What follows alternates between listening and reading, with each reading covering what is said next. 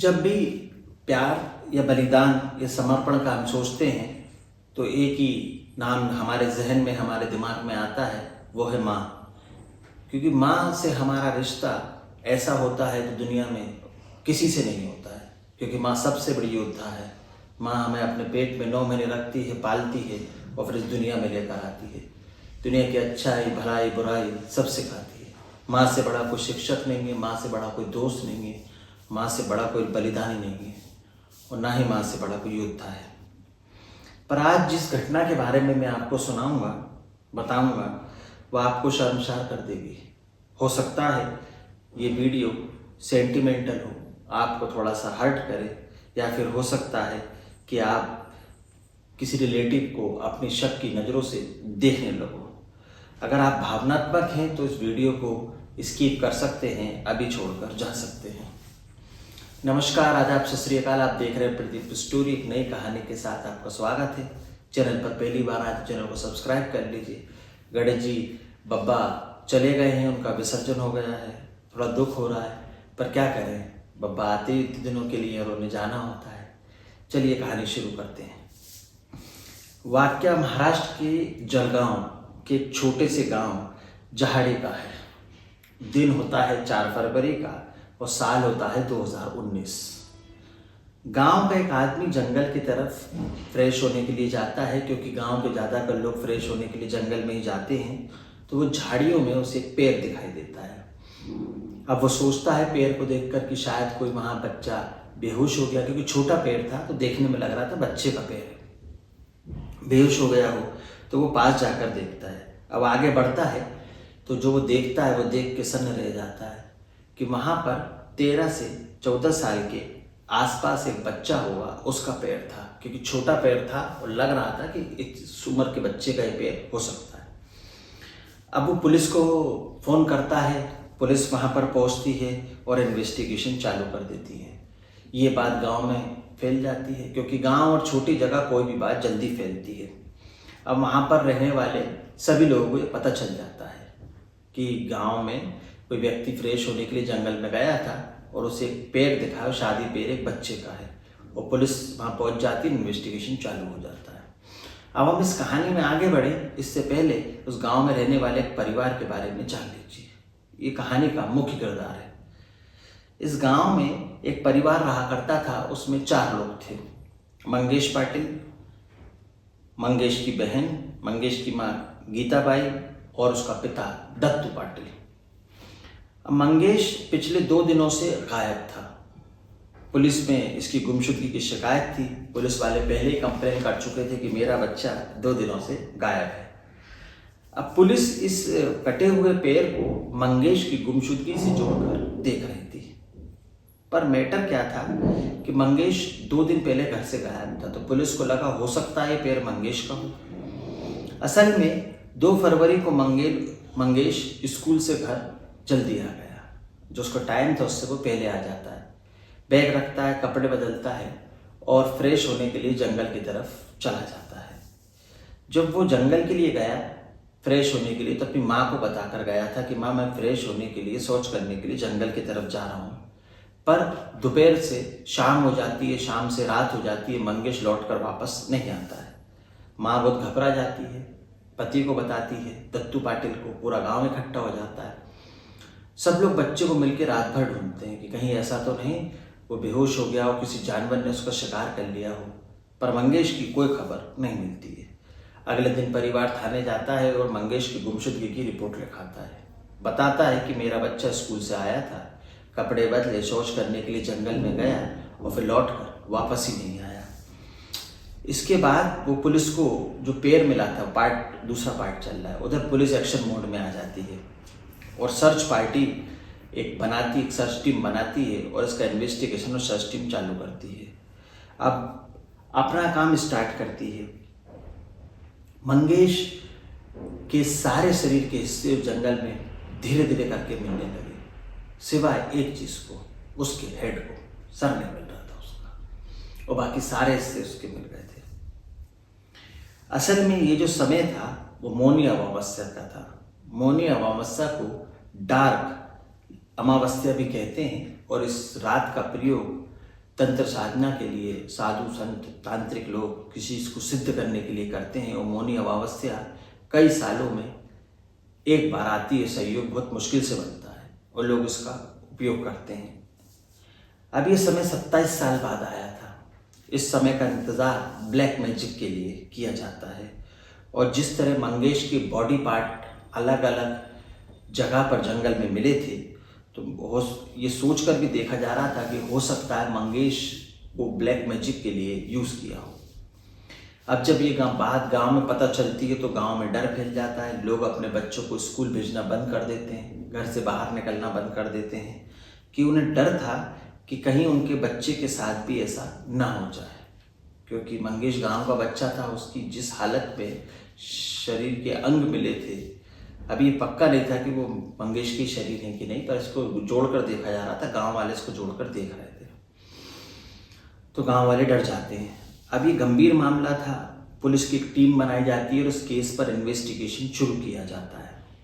अब टीम का जो लीडर थे वो एक काबिल ऑफिसर आर कृष्णन को बनाया जाता है, जो आज से पहले इतने सारे केसों को, इसी तरह की उलझी गुत्थियों को सॉल्व कर चुके थे। अब घर वालों को मंगेश की आने की उम्मीद थी कि मंगेश वापस आ जाएगा, शायद कहीं खो गया है, और उधर पुलिस सारे बॉडी पार्टों को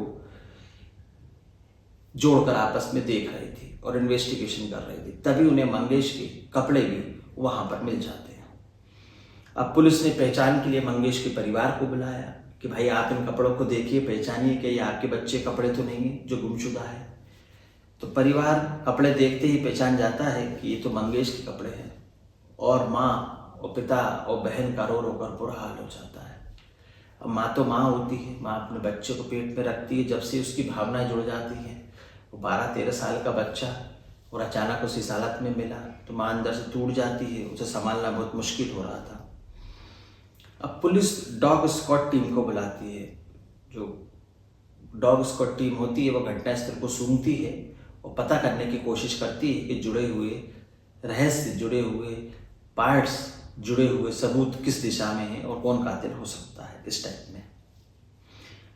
अब मंगेश तो नहीं था, अब उसको खोजना और पकड़ना था जिसने मंगेश के साथ ये किया था। गांव था तो आसपास में कोई सीसीटीवी फुटेज भी नहीं थे, कैमरे भी नहीं थे, पर गांव में एक ज्वेलरी शॉप थी, एक सुनार की दुकान थी, वहां पर सीसीटीवी फुटेज था। अब पुलिस वहां जाती है और सीसीटीवी फुटेज को देखती है। अब 2 फरवरी को फुटेज निकाला जाता है और पुलिस सीसीटीवी फुटेज देखती है, तो वहां पर एक बूढ़ा आदमी दिखाई देता है जो लोगों से खाना मांग रहा होता है, और उसके हाथ में एक बोरी होती है और काफी भारी थी, वो उसको लेके चल नहीं पा रहा था। तो पुलिस को शक था कि हो सकता है इस बूढ़े व्यक्ति ने ही मंगेश के साथ कुछ गलत किया हो और मंगेश को उस बोरी में रख लिया हो अपने साथ, बोरी के अंदर हो। अब पर पुलिस उस भिखारी को, उस गरीब आदमी को जानती थी नहीं, तो पुलिस क्या करती है, स्केच बनवाती है जो क्लियर सीसीटीवी फुटेज में दिखता है, और गांव वालों की मदद से उस सारे पोस्टरों को गांव में चिपकवा देती है और उस पर इनाम भी रखती है कि इस व्यक्ति की खबर जो देगा हम उसे उचित इनाम देंगे। पर पुलिस का ये दाव जो है वो खाली बैठता है, पुलिस को कोई खबर नहीं मिलती है, कोई उससे लिंक नहीं मिलता है और ग्राउंड जीरो रहता है। अब पुलिस इसे ब्लैक मैजिक से जोड़कर देख रही थी। पुलिस एक टीम बनाती है और क्राइम सीन को फिर से रिक्रिएट करती है और आपस में बैठ के सब लोग चर्चा करते हैं। अब इसको फिरौती से जोड़कर देखा जाता है कि ऐसा तो नहीं मंगेश का किडनैप जो किया हो साहब पैसे मांगने के लिए किया गया हो, पर मंगेश का परिवार तो बहुत ही गरीब था, वो तो अपनी जिंदगी बड़ी खुशहाली में जी रहा था, उसके पास तो पैसे थे ही नहीं, तो उससे पैसे कोई क्या मांगेगा। तो पुलिस इस पार्ट पे भी काम नहीं कर पाती है। अब मीटिंग की गई, अभी सोचा गया कि गलती कहाँ हो रही है, हम लोग कहाँ पर चूक कर रहे हैं। तो ये कंक्लूजन निकलता है कि हमने सभी जगह ढूंढ लिया है, डॉग स्क्वाड को फिर से बुलाया जाए। डॉग स्क्वाड आता है, कुत्ते सूंघते हैं और मंगेश के घर पर जाकर भौंकते हैं। पुलिस घर में जाती है, पूरे घर को सर्च करती है, इन्वेस्टिगेशन करती है, पर पुलिस के हाथ कुछ नहीं लगता है, अभी भी ग्राउंड जीरो था। फिर पुलिस सोचती है कि आसपास के लोगों से पूछताछ की जाए, तो आसपास के लोगों से पूछताछ करते हैं तो पता चलता है एक लड़का है जिसका नाम है समाधान पाटिल, और वो बिना रोक टोक, बिना किसी भय के इस घर में आता जाता है और रेंडमली उसका आना जाना होता है। मतलब एक दिन में वो 2-3 बार कभी भी आ सकता है। अब पुलिस को अगली लीड यही थी, क्योंकि पुलिस को कोई लीड नहीं मिल रही थी, तो पुलिस जो लीड मिलती पुलिस उस पर चल देती। पुलिस सोचती है कि शायद समाधान से कोई लीड मिल जाए, तो पुलिस समाधान को कस्टडी में लेती है और पूछताछ करती है कि शायद कोई लीड मिल जाए। तो पूछती है कि मंगेश के माँ बाप को तुम जानते हो, उनके घर तुम्हारा आना जाना है? तो समाधान कहता है कि वो मेरे सगे मामा मामी हैं, और क्या मैं अपने मामा मामी के घर नहीं जा सकता? मुझे जाने के लिए किसी से पूछना होगा। तो पुलिस उसके किसी सवाल का जवाब नहीं दे पाती है, पुलिस पूछताछ कर कर नाम पता लिख कर उसे छोड़ देती है। पर पुलिस एक काम करती है कि अपने मुखबिर को और एक व्यक्ति को समाधान के पीछे लगा देती है कि समाधान के पीछे लोगों शायद कोई लीड मिल जाए, क्योंकि यही आखिरी एक लीड है। और पुलिस और भी पहलुओं पर काम कर रही थी, पर कोई रास्ता दिख नहीं रहा था। अब पुलिस देखती है कि समाधान मामा और मामी के घर जब जाता है, जब घर पर ना तो मामा होते हैं, ना मंगेश पाटिल होता है उनका बच्चा, ना उनकी बेटी होती है, मामी अकेली होती है। अब पुलिस को शक होता है समाधान पर, और वो समाधान पाटिल को रडार पे ले लेती है। फिर पुलिस समाधान को थाने लेकर आती है, सख्ती से पूछताछ करती है और बोलती है कि हमें पता चल गया है कि मंगेश के साथ तुमने ही गलत काम किया है और तुमने ही उसे इस दुनिया से अलविदा कराया है। वो डर जाता है, वो सच जो निकल कर सामने आता है उसे आप सुनोगे तो आपको यकीन नहीं होगा, आपके पैरों से जमीन खिसक जाएगी। समाधान जब मुंह खोलता है तो पुलिस सोचने पर मजबूर हो जाती है कि ऐसा भी हो सकता है और इस दुनिया में ऐसा भी संभव है। समाधान पुलिस को बताता है कि मैं मामी के घर मेरा जाना हुआ करता था और मामी से मेरी बातचीत होने लगी, और मामी से बातचीत होते होते मामी और मैं इंटीमेट होने लगे। अब जब हम इंटीमेट होने लगे तो मेरे मामी के घर पर आना जाना होता रहा, और मामी से मैं जब भी चाहता इंटीमेट हो जाता, जब खासकर मंगेश पाटिल उसकी बहन और मेरे मामा घर पर नहीं होते। अब ये बात मैंने अपने दोस्त राजेश पाटिल को बताई, तो राजेश पाटिल मुझसे कहता है कि मैं भी तुम्हारे साथ आना चाहता हूँ, मैं भी मामी के साथ इंटीमेट होना चाहता हूँ। तो समाधान कहता है कि मैं मामी से पहले पूछूंगा, मामी यदि हाँ कहेगी तो तुम भी इंटीमेट हो जाना, मुझे कोई दिक्कत नहीं है। तो मामी से पूछता है, मामी इस चीज़ के लिए राजी हो जाती है। अब जब भी समय मिलता, समाधान पाटिल और राजेश पाटिल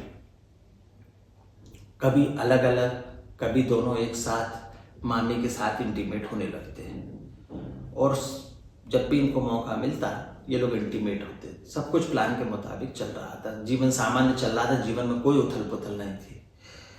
अब दिन आता है 2 फरवरी का। मंगेश उस दिन स्कूल से जल्दी घर पहुंच जाता है। माँ कहती है कि बेटा तुम जल्दी घर आ गए, तो वो कहता है हाँ माँ, तबीयत थोड़ी ठीक नहीं थी, मैं जल्दी घर आ गया। कपड़े बदलता है और फ्रेश होने के लिए जंगल चला जाता है। अब इसी बीच में राजेश पाटिल और समाधान पाटिल इंटीमेट होने के लिए मंगेश की माँ से और अपनी मामी से उसके घर पहुंच जाते हैं। अभी इंटीमेट होने लगते हैं तो मामी इस बीच में ये भूल जाती है कि आज मंगेश पाटिल स्कूल से जल्दी आ गया है और वो जंगल की तरफ शौच करने के लिए गया है। उसके दिमाग से बस स्लिप हो जाती है, slip out of the mind. अचानक मंगेश सडनली घर पहुंच जाता है। वो मम्मी को और राजेश पाटिल को, समाधान पाटिल को, जो उसका चचेरा भाई था, इस मंगेश पाटिल अचानक जंगल से फ्रेश होकर घर पहुंच जाता है और अपनी माँ और राजेश पाटिल और समाधान पाटिल को गलत अवस्था में इंटीमेट होते हुए देख लेता है। अब ये देखकर समाधान अचानक घबरा जाता है, करें तो करें क्या। तो वो पास में रखा हुआ एक भारी ऑब्जेक्ट मंगेश पाटिल के सर पे मार देता है। मंगेश पाटिल छोटा बच्चा था, भारी ऑब्जेक्ट का भार सहन नहीं कर पाता और वहाँ बेहोश हो जाता है। कुछ देर बाद ये लोग देखते हैं कि मंगेश पाटिल अब इस दुनिया में नहीं है। अब मंगेश की माँ, राजेश पाटिल और समाधान पाटिल मिलकर मंगेश की बॉडी को डिस्पोज करने का प्रोग्राम बनाते हैं और छोटे छोटे पार्टों में बॉडी को डिस्ट्रीब्यूट कर पूरे जंगल में इधर उधर छुपाए आते हैं, फेंके आते हैं। उनका ये करने का मकसद ये था कि मौनी अमावस्या आने वाली है और यदि मंगेश पाटिल के बॉडी ऑब्जेक्ट मिलते हैं तो सब लोग उसको ब्लैक मैजिक से जोड़कर देखेंगे कि ब्लैक मैजिक के लिए इस इंसिडेंट को किया गया है, मंगेश पाटिल के साथ ऐसा किया गया है। वो बेखबर होकर घर आ जाते हैं और सोचने लगते हैं कि हमें कोई नहीं पकड़ पाएगा।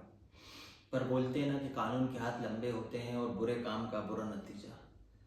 इस दुनिया में आदमी की अलग अलग सोच है, अलग अलग विचार हैं, क्योंकि कोई परिंदे जैसे जिसकी सोच वो वैसी कहानी रखता है। कोई परिंदे के लिए बंदूक तो कोई पानी रखता है। परिंदों को नहीं छोड़ते हम लोग। पर ये तो वो माँ थी जिसने मंगेश को अपने पेट में 9 महीने रखा, मंगेश को पाला, 14 साल बड़ा किया और अपने अनैतिक संबंध और इंटीमेट होने के लिए उसने अपने बच्चे के साथ ऐसा कर दिया। ये बहुत ही निंदनीय घटना थी। बहुत दुख हुआ मुझे सुनाते समय। ये ओरिजिनल घटना है, आप गूगल पर सर्च करेंगे तो आप मिलेगी। मेरी सारी कहानियाँ ओरिजिनल हैं। कोई काल्पनिक घटनाओं को ना मैं सुनाता हूँ ना ही मैं सुनाना चाहता हूँ, क्योंकि ऐसी घटनाओं से तो चैनल भरे पड़े हैं, कहानियाँ भरी पड़ी हैं। इस कहानी को सुनाने का उद्देश्य किसी का दिल दुखाना, किसी के अंतरात्मा को परेशान करना नहीं है, ना ही किसी को ठेस पहुँचाना है। आपको सचेत करना है। सावधान रहें, सुरक्षित रहें, अपने और अपने परिवार का ध्यान रखें। मुझे आपके कमेंट्स के माध्यम से आपके जन्मदिन, शादी की वर्षगांठ, शुभ कार्य के कार्य में बताएं। मैं अपने चैनल के माध्यम से, अपने परिवार के माध्यम से आपको शुभकामनाएं प्रेषित करूंगा। आप मेरे परिवार से जुड़े, मुझे खुशी होगी। मेरे यूट्यूब परिवार से जुड़े, मुझे इसकी बहुत खुशी होगी। कहानी अच्छी लगी तो लाइक करें, चैनल को सब्सक्राइब करें और अगली कहानी में फिर मुलाकात होगी एक नई सत्य घटना के साथ। जब तक के लिए जय हिंद, जय भारत, नमस्कार।